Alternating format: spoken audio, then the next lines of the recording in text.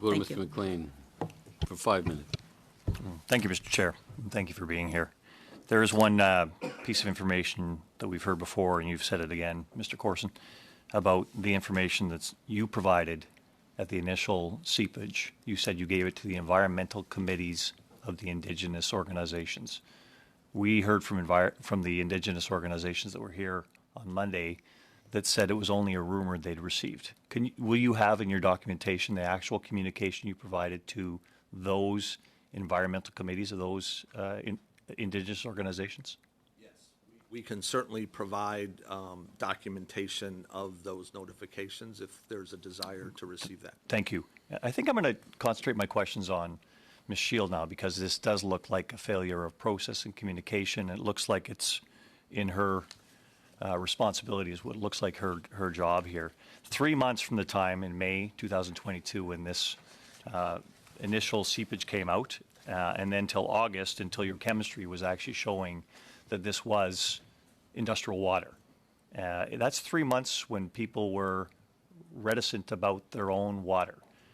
Do you think a better communication plan could have been had, making sure that people were informed on a daily basis about your testing of the water that they bathe in and that they drink?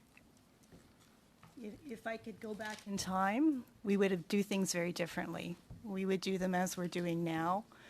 You know, since the Environmental Protection Order was issued to us in February, we've had over 300 contacts with those communities. We've shared over 50 reports. We're logging all those calls. We have shared all the information that has gone to the AER, both in summary report and in the data spreadsheets themselves. We are providing, every time we give notice to government, the same time it goes to those Indigenous communities. So I think that will become our new normal. So it wasn't the normal till now to give people assurances that the water they use on a daily basis is safe when you have an industrial spill. Is this what you're telling me? Well, I think we had no indication that there was a concern with the drinking water, and that's really what drove the decisions. Well, there's an industrial seepage, which has the possibility of getting into people's water. Do you think the course should have been to make sure that that was not, number one, testing enough to make sure it did not get into people's water, and giving them the assurances that when they have a shower, when they bathe their children, when they drink their water or cook with their water, that it's safe water?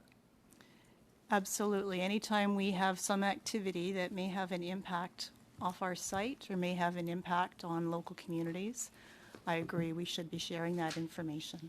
Okay, And I we hope will do this, hope something comes out of this that actually has a responsibility accountability mechanism going forward. But I want to concentrate in my next set of questions on your relationship with the Alberta Energy Regulator, because it looks like you, from the timeline we have, it looks like you notified them about this spill in March.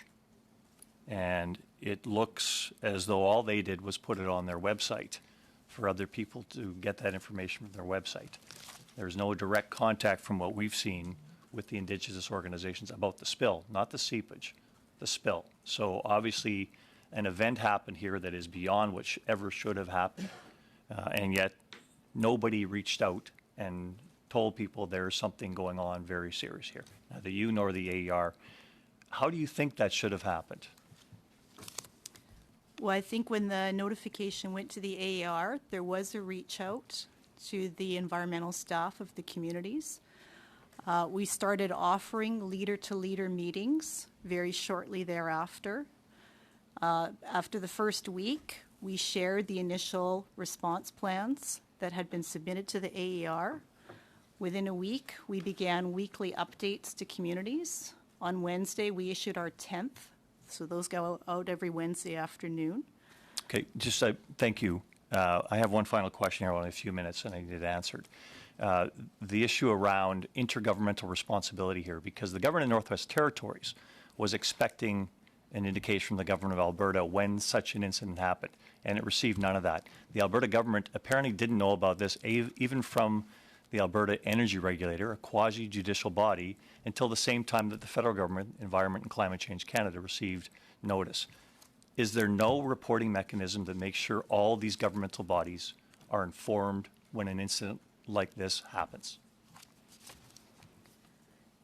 We report to what is called the EDGE hotline. It's a 1-800 number. It's open 24/7.